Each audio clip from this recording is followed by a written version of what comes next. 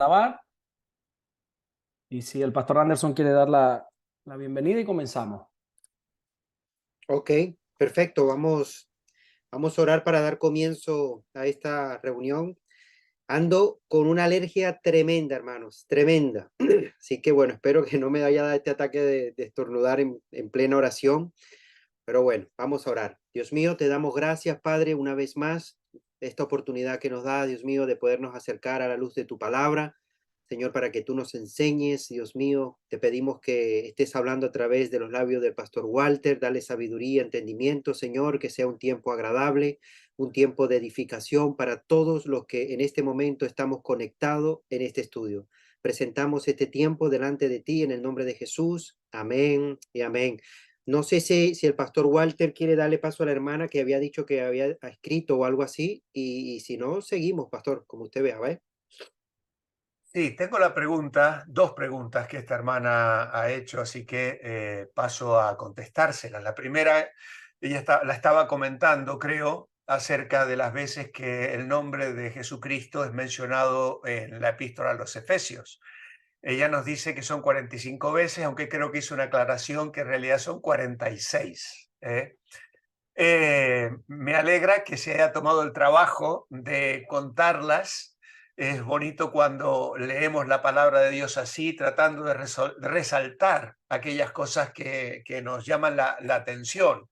Especialmente la epístola a los Efesios, por ejemplo, destaca muchas veces los en Cristo, en los lugares celestiales, es decir, destacando una bendición espiritual muy especial para nuestras vidas. Pero la verdad es que sean 45, que sean 40 o que sean 46, no creo que tenga ninguna relevancia. Es cierto que en el Antiguo Testamento, en el hebreo, y creo que a veces el pastor Manolo hace mención del significado numérico del alfabeto hebreo y el valor que tienen las letras, hay algunas cosas que son muy significativas y que llaman mucho la atención, especialmente en la numerología, que va del 1 hasta el 10, vamos encontrando significados bíblicos, por ejemplo el número 40 también, que habla de un tiempo de prueba, 40 años en el desierto, 40 días el Señor sufriendo la tentación, etcétera. El 7, que es el número de la perfección, el 6, que es el número del hombre, pero luego la repetición de algunos conceptos o, por ejemplo, el propio nombre del Señor Jesús, no creo que tenga ninguna relevancia ni nada, ni ningún mensaje subliminal, oculto, secreto, en el cual tengamos que reparar nosotros, ¿vale? Y luego la siguiente pregunta que la hermana me hacía es si deben los creyentes, sean judíos o no, guardar la ley de Moisés. Él ya comenta que escuchó de un predicador que afirmar que si no se guarda el sábado o el sábado, no seremos salvos. Bueno, tal vez detrás de esta pregunta está otra quizá más incluyente. Todos los creyentes, sean judíos o no, deben guardar la ley de Moisés, porque claro, si guardas el sábado, entonces ¿por qué no vas a guardar las otras fiestas? Hoy hay un movimiento judío mesiánico que están eh, captando a muchas iglesias y a muchos cristianos evangélicos, pero entendemos que la enseñanza del Nuevo Testamento y especialmente lo que Pablo discute en Gálatas contra los judaizantes que estaban pretendiendo regresar el mensaje del Evangelio y de la fe al contexto judaico, y luego también la epístola a los hebreos nos explican claramente que nosotros hoy no tenemos que guardar la ley de Moisés, no tenemos por lo tanto que guardar el sábado. La ley de Moisés fue entregada a Israel y a ninguna otra nación. Y Dios escogió a Israel entre todas las naciones del mundo, los apartó y se reveló para, a través de ese instrumento de revelación, ser de bendición a todas las naciones de la tierra. Por otro lado, el día de reposo nos habla de descanso, de nuestro reposo en Dios hecho para Él. En este sentido, entendemos que ya los primeros cristianos en Hechos de los Apóstoles comenzaron a celebrar y a guardar el primer día de la semana, no el sábado. Un día también necesario para nuestro descanso, nuestro sosiego en Dios, que es consagración, adoración y comunión con Él. Y esto es lo importante, que sepamos que hay un día en la semana en el que podemos reencontrarnos con el Señor, detenernos a reflexionar sobre nuestra vida espiritual, sobre nuestro ministerio, congregarnos con el pueblo de Dios, edificarnos los unos a los otros, celebrar la mesa del Señor, entre otras cosas. Y en ese sentido, pues el día del Señor, que para nosotros es el domingo, es una costumbre, un hábito que trae bendición. Pero nuestra salvación no depende ni de guardar el domingo ni de guardar el sábado, porque en todo caso la obra de Cristo quedaría reducida a nuestra obediencia o a nuestro sometimiento a un mandamiento que dependería de nosotros. Y como hemos ya señalado y seguiremos señalando en estas clases que estamos tomando, nuestra salvación no depende en absoluto de nosotros, de guardar el sábado, de guardar la ley, sino de la obra de Cristo consumada en la cruz del Calvario. Por lo tanto, ese pastor que ha anunciado que no hay salvación a menos que alguien guarde el sábado, es un falso enseñador, no está enseñando la verdad de la palabra de Dios y del Nuevo Testamento. ¿Vale? Así que creo que con esto es suficiente. Si no he sido suficientemente claro, me lo volvéis a matizar, o cualquier cosa que no haya sido explícita, pues el próximo lunes volvemos a ella. Muy bien, hermanos, pues ya hemos orado y vamos a entrar ahora en nuestra cuarta clase. En vuestros manuales, tenemos no está dividida en clases, por suerte, en el manual, pero intentábamos ir más o menos con los capítulos y no ha sido posible. Es nuestra cuarta clase, pero en el capítulo 2 de Efesios. Y voy a pasar a compartir la pantalla una vez que Alberto me autorice. Sí, ya lo autoricé. Ya está. Ah, vale.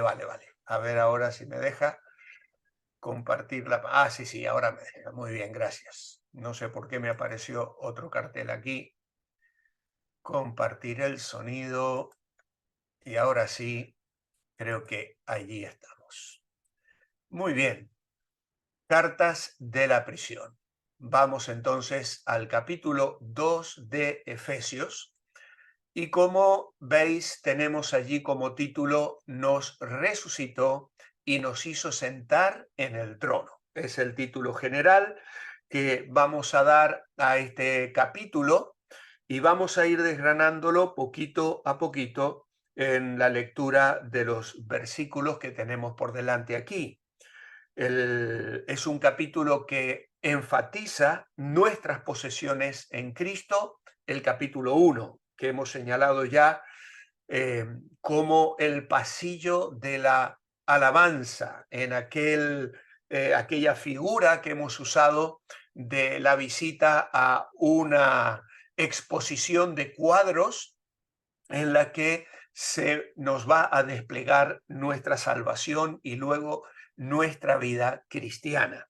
El capítulo 1 enfatizó nuestras posesiones en Cristo. El capítulo 2 enfatiza nuestra posición en Cristo. Y su posición determina nuestras posesiones y nuestra autoridad. Vamos a leer entonces primeramente lo que éramos. Dice los primeros 3 versículos: y Él os dio vida a vosotros. Bueno, yo he querido transmitir aquí el texto de la Reina Valera 60. pero ya prácticamente nadie discute que la frase "os dio vida a vosotros" es una transliteración de lo que luego vamos a leer en el versículo 5, porque en los manuscritos más antiguos, más cercanos al original y de más autoridad, directamente aparece la frase "y vosotros estabais muertos en vuestros delitos y pecados". Por lo tanto, ese "os dio vida" no lo vamos a comentar ahora. Vosotros estabais muertos en vuestros delitos y pecados, en los cuales anduvisteis en otro tiempo, siguiendo la corriente de este mundo, conforme al príncipe de la potestad del aire, el espíritu que ahora opera en los hijos de desobediencia, entre los cuales también todos nosotros vivimos en otro tiempo, en los deseos de nuestra carne, haciendo la voluntad de la carne y de los pensamientos, y éramos por naturaleza hijos de ira, lo mismo que los demás. Realmente es un cuadro extraordinario del pecador perdido. Los pecadores, para empezar, están muertos espiritualmente. Es decir, el hombre interior está muerto a las cosas espirituales y no puede responder a ellas. Podemos notar o recordar lo que Pablo dijo en cuanto al pasado en Romanos 3:23. Dice: por cuanto todos pecaron, están destituidos de la gloria de Dios. Y esa era nuestra realidad. Y vosotros estabais muertos en vuestros delitos y pecados, afirma categóricamente el apóstol Pablo en esta primera frase del capítulo 2. Esta muerte, como hemos dicho, se refiere a la muerte espiritual, que es la separación de Dios. Cada pecador está separado de Dios por sus delitos y pecados. Volvemos al texto de Efesios y se nos dice aquí que estábamos muertos en esos delitos en los cuales anduvisteis en otro tiempo, siguiendo la corriente de este mundo. En el pasado estábamos siguiendo al mundo. La frase "en los cuales", en esos delitos y pecados en los cuales anduvisteis en otro tiempo, se refiere a esos delitos y pecados. La frase "corriente de este mundo" se refiere al ambiente de este mundo. El ambiente de este mundo es un ambiente que influye, que anima a la gente para que vivan en pecado. Cada pecador está bajo esa influencia a través de la literatura, de la música, de la filosofía, de Internet, de las películas. En fin, el mundo tiene una corriente, una filosofía, un poder que nos arrastra. Tiene que ver con la influencia de Satanás, porque dice la corriente de este mundo conforme al príncipe de la potestad del aire. Es decir, en el pasado, los efesios, los colosenses, los miembros de las iglesias a las cuales Pablo escribe esta carta, que probablemente era una carta circular, como nosotros, antes de conocer a Cristo, vivíamos bajo la influencia del príncipe del aire, que es una referencia a Satanás. Ese poder está operando en los hijos de desobediencia. El espíritu que ahora opera en los hijos de desobediencia. Se usa esa frase porque desobediencia es la característica dominante de cada pecador. En aquellos días, especialmente en la dinámica judaica de aquellos tiempos, una persona con una característica dominante fue llamado un hijo de esa característica, ¿no? Y aquí se habla de los hijos de desobediencia.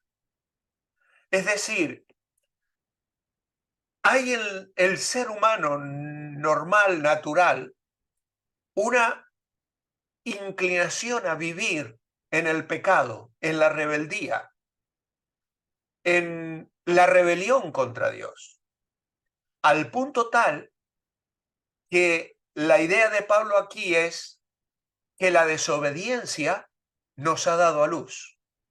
Por eso se nos dice el Espíritu que ahora opera en los hijos de desobediencia. Agrega también, verso 3, entre los cuales también todos nosotros vivimos en otro tiempo en los deseos de nuestra carne, haciendo la voluntad de la carne y de los pensamientos. Así que, y esto vuelvo a repetir, Pablo lo está recordando, está señalando al pasado. Estábamos guiados por la carne. Se ve en este versículo que Pablo considera todo ser humano totalmente guiado por la carne antes de ser salvo. La frase todos nosotros incluye todo creyente. La frase lo mismo que los demás incluye a cada incrédulo. Así que estábamos muertos.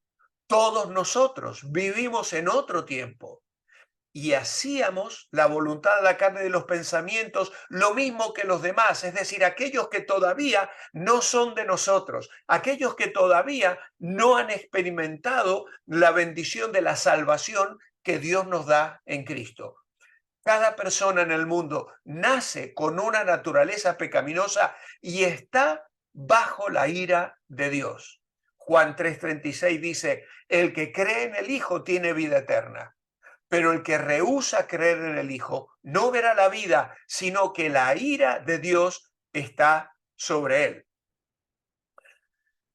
Cuando cerré la clase del lunes pasado, usé una metáfora, un ejemplo que suelo utilizar cuando le predico especialmente a jóvenes, adolescentes, y uso estos 10 primeros versículos de Efesios capítulo 2.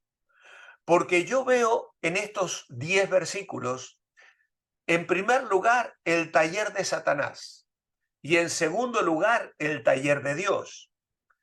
El taller de Dios comienza en el versículo 4 y vamos a hablar en un momento de él. Pero ahora estamos considerando lo que Pablo describe desde ese punto de vista como el taller de Satanás. ¿Por qué? Porque él es el jefe de taller, es el príncipe de la potestad del aire, ese espíritu que opera en los hijos de desobediencia. Los hijos de desobediencia son el producto terminado del taller de Satanás. Lo que trabaja en Satanás en su taller son producir hijos de desobediencia. ¿Y cuáles son las herramientas que Satanás utiliza? Los deseos de la carne, de los pensamientos, lo cual, y nuestros delitos y pecados.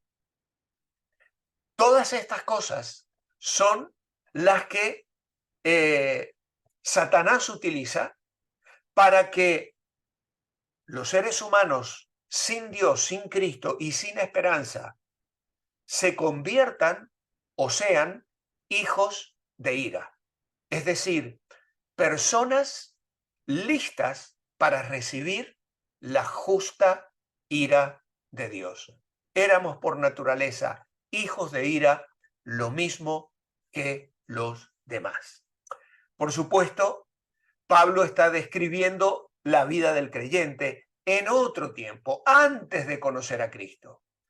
Ahora, los creyentes, cada uno de nosotros, no estamos bajo condenación. Romanos 8:1 nos dice, ahora pues ninguna condenación hay para los que están en Cristo Jesús, los que no andan conforme a la carne, sino conforme al Espíritu, no al espíritu de desobediencia. Es una referencia al Espíritu Santo, es una referencia a los que estamos en Cristo Jesús. Porque cuando un hijo de ira, un hijo de desobediencia, un producto terminado del taller de Satanás, es alumbrado por la obra del Espíritu Santo y reconociéndose pecador y en arrepentimiento, viene a Dios, al Padre, a través de la cruz, Dios toma a esa persona y la coloca en Cristo. Ninguna condenación hay para los que están en Cristo Jesús. Estamos en Cristo Jesús y ya no somos hijos de ira. Ya dejamos de ser el producto terminado del taller de Satanás. ¿Por qué? Porque hemos recibido nueva vida y porque pasamos a formar parte del taller de Dios. Nacimos por naturaleza hijos de ira. Cuando rechazamos a Cristo, a sabiendas, después de llegar a la edad de responsabilidad, nos convertimos en hijos de desobediencia por elección propia. Pero cuando confiamos en Jesucristo, nos convertimos en hijos de Dios. Y entonces, ahora Pablo pasa a describir lo que hizo Dios. Y dice al verso 4, pero Dios, que es rico en misericordia, por su gran amor con que nos amó, aun estando nosotros muertos en pecado, nos dio vida juntamente con Cristo, por gracia sois salvos. Pero Dios son de las palabras más grandiosas de la Biblia. Dios pudo dejarnos seguir en el pecado y vivir eternamente con el diablo en el infierno, pero en lugar de eso, Él decidió salvarnos. Nos dio vida. Es decir, Dios se movió, Dios intervino, Dios actuó, nos resucitó de la tumba del pecado y nos sacó del cementerio espiritual en el que cada uno de nosotros estaba. Más que eso, nos hizo miembros de Cristo, nos colocó en Cristo, nos dio vida, nos resucitó y nos hizo sentar juntamente con Él en los lugares celestiales. ¿Qué herramientas usó? Pues en primer lugar usó su misericordia. Pero Dios, que es rico en misericordia. Si las herramientas de Satanás fueron delitos, pecados, los deseos de la carne y de nuestra mente, de nuestros pensamientos corrompidos, caídos, que influenciados por la corriente de este mundo, que es otra de las herramientas de Satanás, esa influencia que nos arrastra.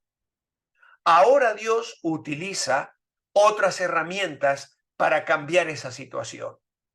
Y la primera de ellas es su misericordia. Rico en misericordia, grande en amor. Misericordia significa que Dios no me da lo que merezco. Gracia significa que me da lo que no merezco. Luego la vamos a mencionar. Pero apuntad esto si queréis, porque es interesante. Misericordia significa que Dios no me da lo que merezco. La miseria que ve en mi vida, al pasarla por su corazón, la lleva a frenar su ira. No me da lo que merezco porque yo era un hijo de la ira. Pero esa ira se derramó sobre otro en la cruz del Calvario. Y entonces Dios queda en libertad ahora para darme gracia y darme lo que no merezco. Esta misericordia no se acaba nunca. La palabra rico en misericordia quiere decir abundando con provisiones. Aunque nuestros pecados abundan, Él engrandeció su misericordia sobre nosotros. El Salmo 103, versículos 8 al 11 dice, misericordioso y clemente Jehová, lento para la ira, grande en misericordia, no contenderá para siempre, ni para siempre guardará el enojo. No ha hecho con nosotros conforme a nuestras iniquidades, ni nos ha pagado conforme a nuestros pecados, porque como la altura de los cielos sobre la tierra, engrandeció su misericordia sobre los que le temen. Qué maravilloso es el Salmo 103. Y estas declaraciones bíblicas, como muchas otras que podríamos haber señalado, pero no podemos detenernos en el punto más que para señalar la maravilla de esta herramienta divina. Pero no solo Dios usa su misericordia, Dios también usa su amor. Este amor es sin medida. Dios es rico en misericordia por su gran amor con que nos amó. Y la palabra aquí es ágape, que es un amor que viene del corazón por la preciosidad de la persona amada. Es amor que motiva a uno a sacrificar para el beneficio de la persona amada. Es el amor con el que Dios nos amó. Juan 3:16. De tal manera amó Dios al mundo, que ha dado a su Hijo para que todo aquel que en él cree no se pierda, mas tenga vida eterna.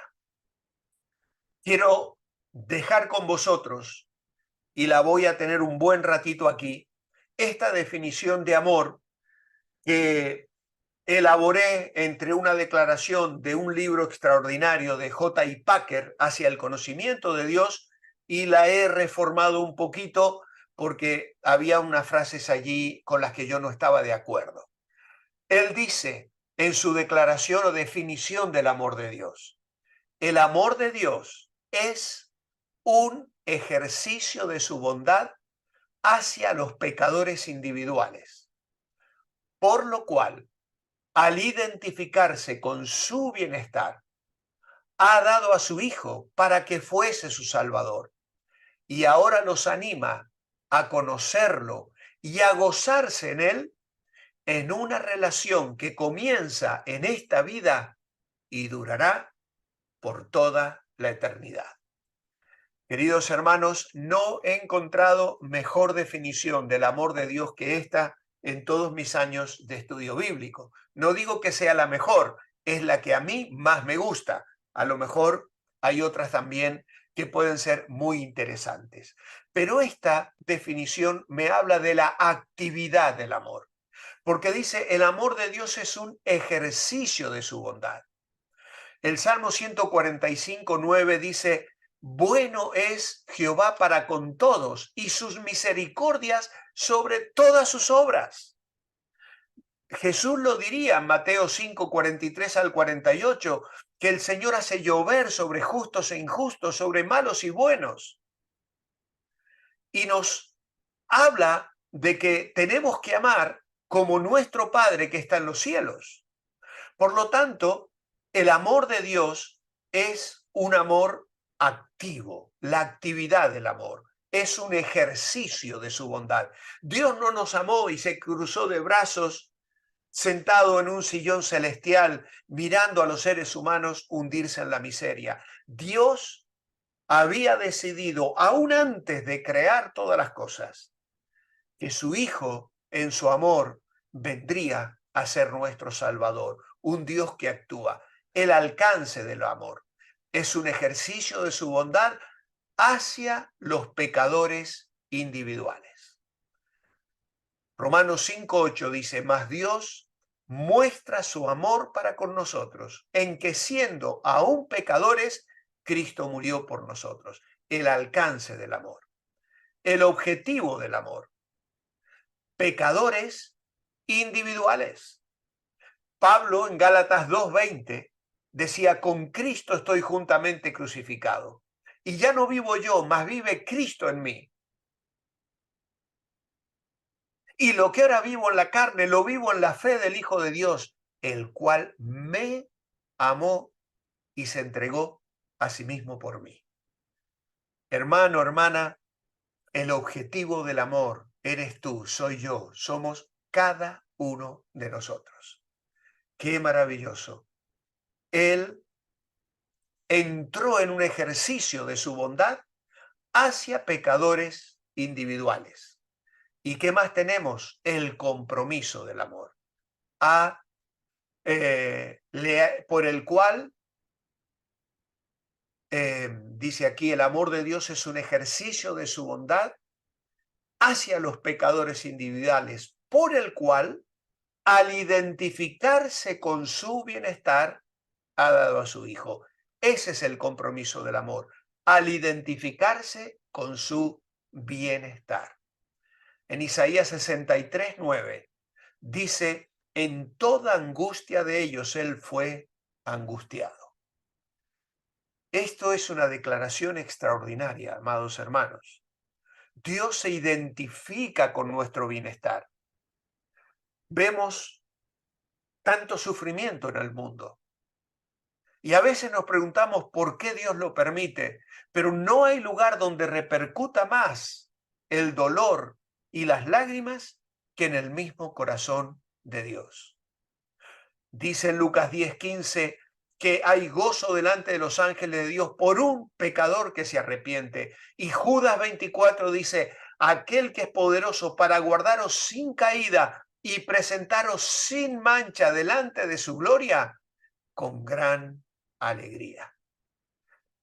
El gozo de Dios de ver hombres y mujeres responder en fe al mensaje de gracia y de salvación. Él se ha identificado con nuestro bienestar. La medida del amor ha dado a su Hijo, Juan 3:16, para que sea nuestro Salvador. Pero ese amor nos desafía. Dice, y ahora los anima a conocerlo y a gozarse en él. Así que, dice 2 Pedro 3:18, antes bien, creced en la gracia y el conocimiento de nuestro Señor Jesucristo. En 1 Corintios 1:9, Pablo dice, fiel es Dios, por el cual fuisteis llamados a la comunión con su Hijo Jesucristo, nuestro Señor. Dios nos llama a conocerlo, a gozarnos en él, amados hermanos. Y ese conocimiento y esa comunión íntima es una relación que comienza en esta vida y durará por toda la eternidad. Y esto nos habla de la promesa del amor. Juan 14, voy a preparar lugar para vosotros, porque yo quiero que donde yo estoy, vosotros también estéis. Vendré otra vez y os tomaré a mí mismo. Primera de Juan 2:25, esta es la promesa que Él nos hizo, la vida eterna. Hermanos, esto es la herramienta del amor, la herramienta de la misericordia, la herramienta del amor, y luego tenemos la herramienta de su gracia. Aún, dice el verso 5, estando nosotros muertos en pecado, nos dio vida juntamente con Cristo. Por gracia sois salvos, y juntamente con Él nos resucitó y asimismo nos hizo sentar en los lugares celestiales con Cristo Jesús. Esta gracia nos salvó por toda la eternidad. La palabra salvos en el griego es una forma que significa una acción terminada en el pasado que tiene resultados en el presente. Esto significa que Él nos salvó y todavía somos salvos y siempre seremos salvos. La gracia de Dios es un factor divino inmerecido, un favor del que vienen muchos dones.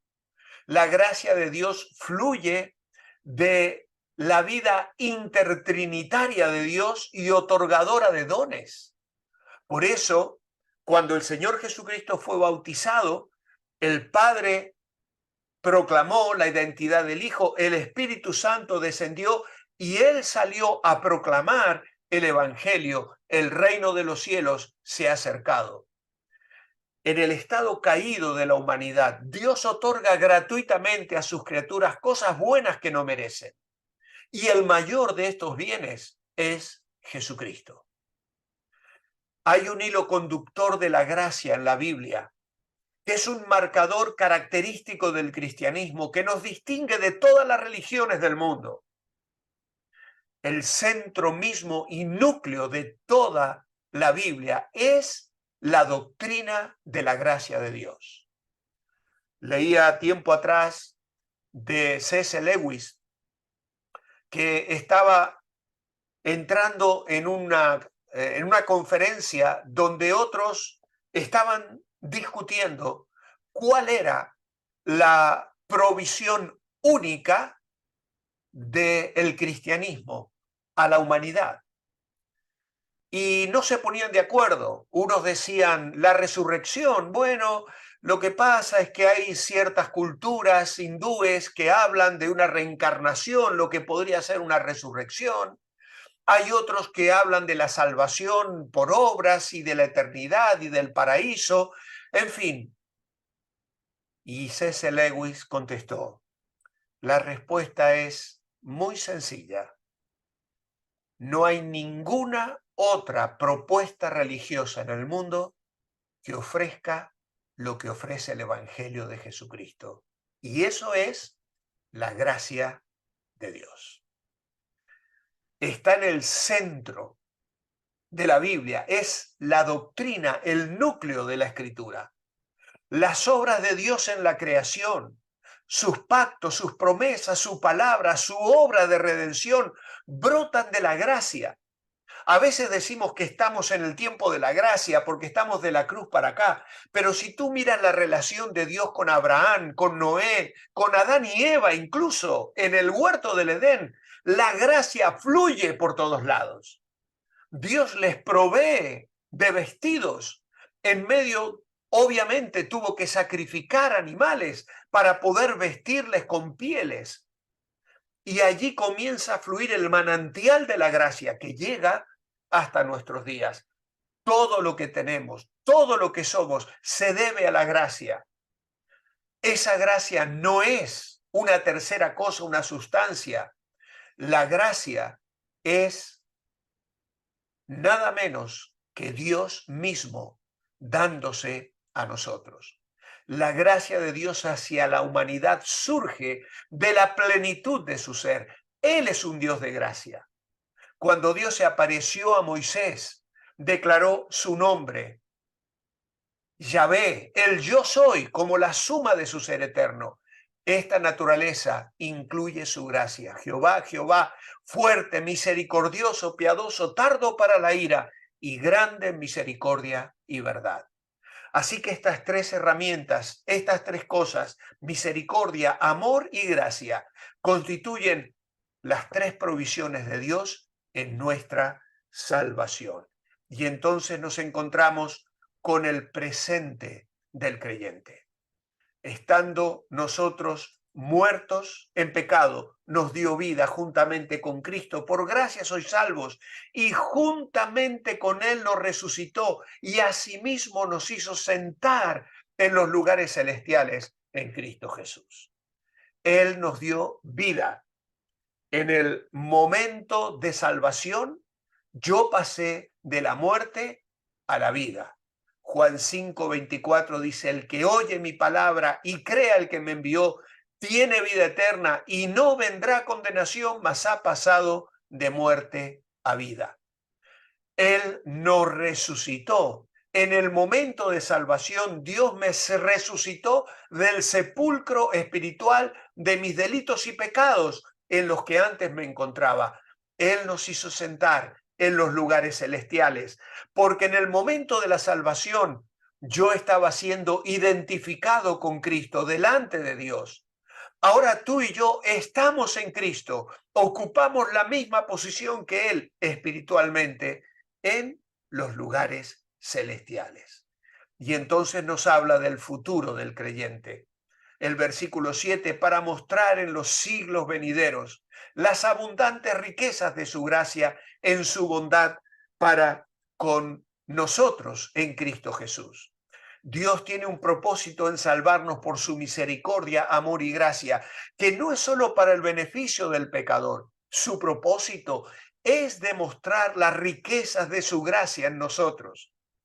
El tiempo de esta demostración es en los siglos venideros. Y esta frase se refiere a las edades de la eternidad amontonados uno sobre el otro. Tanto el hombre como los ángeles alabaremos a Dios y nos maravillaremos por la abundancia de la gracia de Dios para con nosotros en Cristo Jesús. Hermanos, ¿qué será la eternidad?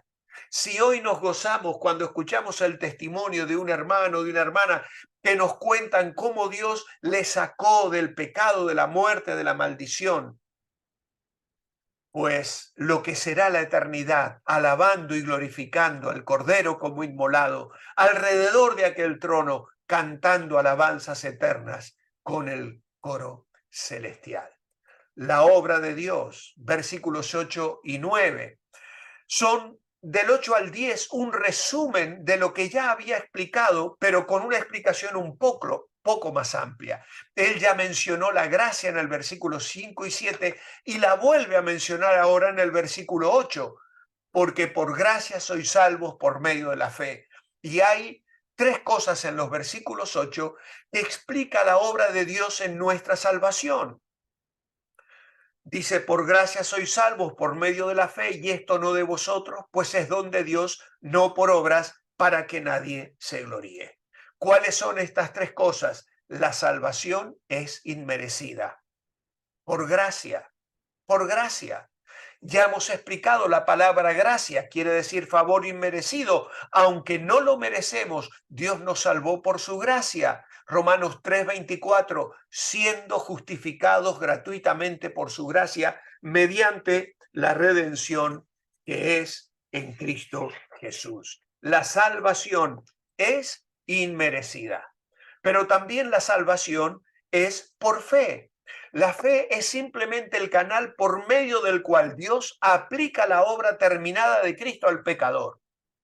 Fe es una confianza, no es como procuramos la salvación, más bien es como recibimos la salvación, porque nos viene de Él, no la generamos nosotros. La salvación es un don, no de vosotros. La salvación no es producida ni ganada por el hombre, es un don de Dios. Pablo dice esto que se refiere a salvación que no es de vosotros. La frase no por obras en el versículo 9 es una aclaración de la frase no de vosotros en el verso 8. La salvación es absolutamente gratuita, es recibida como uno que recibe un regalo. Vuelvo a citar Romanos 3:24, siendo justificados gratuitamente por su gracia mediante la redención que es en Cristo Jesús. Pablo añadiría, Tito 3:8, palabra fiel es esta, y en estas cosas quiero que insistas con firmeza, para que los que creen en Dios procuren ocuparse en buenas obras. Estas cosas son buenas y útiles a los hombres.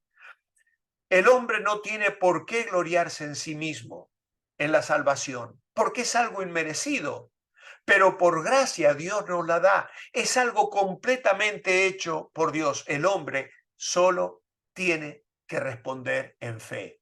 Es un resultado del amor de Dios ofrecido al mundo como un don, y el hombre solo tiene que recibirlo y nada más. Lo que somos ahora, porque somos hechura suya, creados en Cristo Jesús para buenas obras, las cuales Dios preparó de antemano para que anduviésemos en ellas. Somos hechura suya, su nueva creación. Hermanos, la palabra hechura es la palabra en el griego poiema, que se translitera al castellano como la palabra poema. Permíteme decirte, somos cada uno de nosotros un poema de Dios. Dios está escribiendo los versos de nuestras vidas. Y qué hermoso es que le pongamos la pluma en la mano, el boli en la mano, para que Él escriba. Cuando nosotros tomamos el bolígrafo y escribimos a nuestro antojo, los versos salen mal. Como le pasó a David cuando cogió él la pluma y no le dejó escribir a Dios. y tuvo grandes caídas. Y los versos de su vida comenzaron a sonar de una forma triste y amarga. Lo mismo le pasó a Abraham cuando dejó de mirar a Dios y temió el hambre y se fue a Egipto y mintió acerca de su mujer. Pero aún así, en medio de sus fracasos, Dios tomó el control de sus vidas y hoy los poemas de su vida nos bendicen. Leemos las páginas de las Escrituras y esas vidas nos enseñan y nos bendicen. Tú y yo somos un poema de Dios. Por eso Pablo añade, escribiendo a los filipenses: amados míos, como siempre habéis obedecido, no como mi presencia solamente, sino mucho más ahora en mi ausencia, ocupaos en vuestra salvación con temor y temblor, porque Dios es el que en vosotros produce así el querer como el hacer por su buena voluntad. Amados hermanos, somos hechura suya, creados en Cristo Jesús para buenas obras, las cuales Dios preparó de antemano para que anduviésemos en ellas. ¿Crees que Dios obra en ti? ¿Qué nos depara el futuro? No lo sabemos, pero sí sabemos quién tiene el futuro en sus manos. El mismo Padre amante que nos escogió, nos llamó, nos salvó, ha trazado un plan para nuestra vida. ¿Qué deudores somos a la gracia? A diario debemos responder en gratitud, en obediencia y en dependencia de Él, ocupándonos de nuestra salvación con temor y temblor, porque Dios es el que produce en nosotros el querer como el hacer por su buena voluntad. Ese anhelo que tenéis para dedicar esta hora para escuchar a un argentino que vive en Galicia y que os está compartiendo la palabra, es un hambre que el Señor ha puesto en vuestro corazón para que crezcáis espiritualmente, para que yo crezca también y para que ese poema que Dios está escribiendo en nuestra vida se traduzca en buenas obras que hago para glorificar a Dios, no para ser salvo ni para ganarme el cielo, sino porque he sido creado en Cristo Jesús para buenas obras. Y Dios las preparó para que yo ahora me mueva, trabaje en cada una de ellas. Qué maravilloso es nuestro Salvador y nuestra salvación. Pero entramos a la segunda parte del capítulo 2 y nos dice aquí que nos reconcilió y colocó en el templo. En la primera parte de este capítulo, Pablo nos ha dicho lo que Dios ha hecho por los pecadores en general. Ahora habla de los judíos y gentiles en particular. Dios no ha hecho ningún pacto mesiánico con los gentiles, sino que Dios les ha prometido a los judíos un reino. ¿Cuál es la situación de judíos y gentiles en el programa actual de Dios? Bueno, primero tenemos lo que eran los gentiles, versículos 11 y 12. Y dice: por tanto, acordaos de que en otro tiempo vosotros los gentiles en cuanto a la carne erais llamados incircuncisión por la llamada circuncisión, hecha con mano en la carne. En aquel tiempo estabais sin Cristo, alejados de la ciudadanía de Israel, ajenos a los pactos de la promesa, sin esperanza y sin Dios en el mundo. Dios hace una distinción entre judíos y gentiles. Cuando Pablo escribe a los Corintios en el capítulo 10 les dice: no seáis tropiezo ni a judíos, ni a gentiles, ni a la iglesia de Dios. Es decir, como raza, no así como individuos. En Romanos 10, 11 al 13, Pablo dice: todo aquel que en él creyere no será avergonzado, porque no hay diferencia entre judío y griego, pues el mismo que es Señor de todos es rico para con todos los que le invocan, porque todo aquel que invocar el nombre del Señor será salvo. Los gentiles estaban sin Cristo, o sea, no tenían las promesas de un Mesías. no eran parte de la nación de Israel. Es más, las leyes del Antiguo Testamento ponían un gran abismo entre judíos y gentiles. En lugar de ser el pueblo de Dios, los gentiles eran extraños, eran extranjeros, sin esperanza y sin el verdadero Dios en el mundo. Contraste esta triste situación con la situación privilegiada de Israel que se describe en Romanos capítulo 9, versos 4 y 5, nos dice allí que ellos son israelitas, de los cuales son la adopción, la gloria, el pacto, la promulgación de la ley, el culto y las promesas, de quienes son los patriarcas y de los cuales según la carne vino Cristo. En tanto que el problema de los pecadores en general era la muerte espiritual de la que habló en el versículo 1, 2 y 3, el de los gentiles en particular era su distancia espiritual de Dios y de sus bendiciones. En un sentido, el pueblo de Israel no estaban tan lejos porque Dios había escogido un pueblo para dar su ley, para anticipar el mensaje del evangelio prefigurado en el tabernáculo y en todo lo que significaban los sacrificios, el cordero pascual, etcétera, etcétera, el sacerdocio. En un sentido, ellos estaban cerca, pero necesitaban igualmente un redentor. Hebreos lo habla de explicar muy claramente y Gálatas también. Por lo tanto, los gentiles tenían una distancia espiritual de Dios y de sus bendiciones mucho mayor.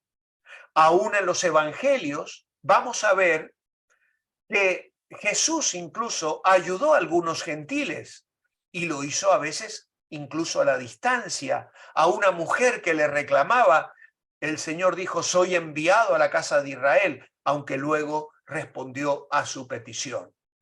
Ahora bien, para aclarar un poquito más este punto, vamos a avanzar.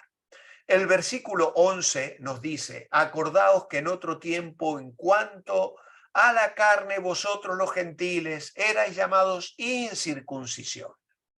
¿Cuáles son las cosas que les faltaban a los gentiles? A los gentiles les faltaba la circuncisión. Los judíos recibieron ese rito como parte del pacto de Dios con Abraham.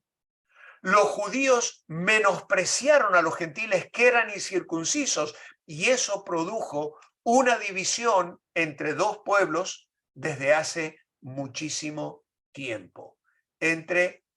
Por ejemplo, cuando vamos al libro de Samuel, vemos a David cuando Goliat desafiaba al pueblo de Israel y él le dice, ¿quién es ese filisteo incircunciso para que provoque a los escuadrones del Dios viviente? En segundo de Samuel, capítulo 1, verso 20, dice en el cántico llorando por la muerte de Saúl, no deis las nuevas en las plazas de Ascalón, que no se alegren las hijas de los filisteos, para que no salten de gozo las hijas de los incircuncisos. Así que veis cómo los gentiles fueron llamados incircuncisos por los judíos, como muestra de la división que habían entre ellos. Pero no solo les faltaba la circuncisión, les faltaba un Mesías. La palabra Cristo aquí es nuestra palabra que corresponde a la palabra Mesías, ungido. Los gentiles no tenían las escrituras que profetizaban de un Mesías. Romanos capítulo 3, versículo 2, habla de que los judíos habían tenido muchas ventajas, les fue confiada la palabra de Dios y si sigues leyendo vais a encontrar cuántos otros beneficios tuvieron como pueblo de Israel. Sin embargo, aquí los gentiles estaban alejados de la ciudadanía de Israel, estaban sin Cristo, es decir, sin un Mesías. Pero luego les faltaba la ciudadanía de Israel. Dios escogió ser el Dios de Israel y los gentiles generalmente no formaban parte de esa relación. En Deuteronomio 7, 6 y 8, Moisés se lo recuerda al pueblo y le dice, tú eres pueblo santo para Jehová tu Dios. Él te escogió. Más eres un pueblo especial más que todos los pueblos que están sobre la tierra. Y no porque fueras más o mejores. Eras el más significante, pero Jehová os amó y hizo un juramento. Os ha rescatado con mano poderosa de la servidumbre de Faraón.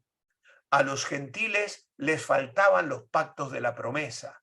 En el Antiguo Testamento Dios dio promesas a Abraham y confirmaba estas promesas con los patriarcas. Aunque Dios incluía a los gentiles en sus promesas, Dios no dio las promesas a los gentiles. En la promesa Abraham le dijo, sí, en ti serán benditas todas las familias de la tierra, pero los pactos los hizo con el pueblo de Israel. A los gentiles les faltaba esperanza. Versículo 12. Como raza no tenían ninguna esperanza de ser unidos con Israel y disfrutar una relación con Dios. Estaban literalmente sin Dios en este mundo. Así que este versículo yo lo uso tantas veces para predicar. Ajenos a la promesa, sin esperanza y sin Dios en el mundo. Pero vamos a avanzar porque nos quedan pocos minutos. Lo que hizo Dios. Versículos 13 al 17. Y nos encontramos otra vez con un pero. Pero ahora en Cristo Jesús. Y el versículo 13 traza un paralelo con el pero Dios del verso 4. Cuando Cristo murió en la cruz, rompió toda barrera que se interponía entre judíos y gentiles. Y Pablo les dice, vosotros que en otro tiempo estabais lejos, habéis sido hechos cercanos por la sangre de Cristo, porque Él es nuestra paz, que de ambos pueblos hizo uno, derribando la pared intermedia de separación. Y entonces encontramos la paz entre judíos y gentiles, versículos 14 y 15, porque Él es nuestra paz, que de ambos pueblos hizo uno, derribando la pared intermedia de separación, aboliendo en su carne las enemistades, la ley de los mandamientos expresados en ordenanzas para crear en sí mismo de los dos un solo y nuevo hombre, haciendo la paz. En el templo judío había una muralla que separaba el atrio de los gentiles del resto de la estructura, y sobre esa pared había un rótulo que advertía que matarían a cualquier gentil que pasara más allá de ese punto, que es justamente la imagen que os puse en la portada de nuestros apuntes en el PDF, ¿vale? Así que Jesús derribó esa pared. Derribó la pared física, porque en él todos son hechos uno. En Gálatas 3:28 dice, ya no hay judío ni griego, no hay esclavo ni libre, no hay varón ni mujer, porque todos vosotros sois uno en Cristo Jesús. Así que derribó la pared espiritual, acercó a los gentiles que estaban lejos, destruyó la pared legal porque cumplió la ley y dio término al reinado de la ley mosaica que separaba a judíos y gentiles. Y entonces surge la paz entre el pecador y Dios. Dice el versículo 16, y mediante la cruz reconciliar con Dios a ambos en un solo cuerpo. Cristo no solo hizo la paz entre los pecadores y Dios, sino también entre judíos y gentiles. Tomó a los judíos pecadores y a los gentiles pecadores y mediante su cruz hizo un nuevo hombre, la iglesia.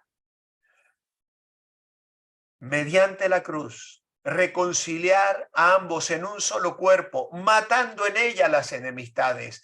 Y vino y anunció las buenas nuevas de paz a vosotros que estabais lejos y a los que estaban cerca.